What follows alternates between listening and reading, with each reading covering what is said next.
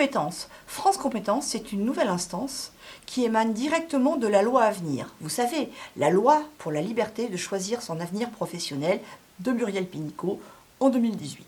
Cette loi a créé France Compétences, c'est une nouvelle instance de gouvernance de la formation professionnelle, mais également de l'apprentissage. Ce qu'il faut savoir, c'est que jusqu'à présent, la formation professionnelle était gérée d'un côté, elle dépend du ministère du Travail, et l'apprentissage était géré d'un autre côté, il dépend essentiellement du ministère de l'Éducation nationale, parfois aussi du ministère de l'Agriculture, mais je ne veux pas rentrer dans les détails aujourd'hui.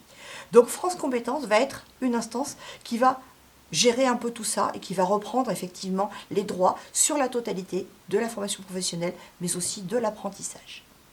Elle va récupérer tous les fonds qui viennent des entreprises, elle va récupérer toutes les cotisations qui viennent des entreprises, et elle va distribuer ensuite ces fonds mutualisés aux différents acteurs, donc de la formation professionnelle et de l'apprentissage. Elle va également réguler la qualité de la formation, et enfin, elle va veiller à la bonne exécution de la réforme. Elle représente l'État, les syndicats, le patronat et les régions.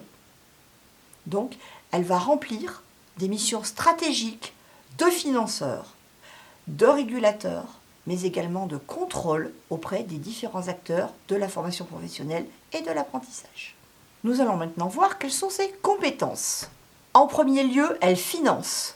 Donc effectivement, elle va distribuer les enveloppes de fonds mutualisés et elle va assurer la péréquation des fonds de l'alternance auprès des opérateurs de compétences et des régions.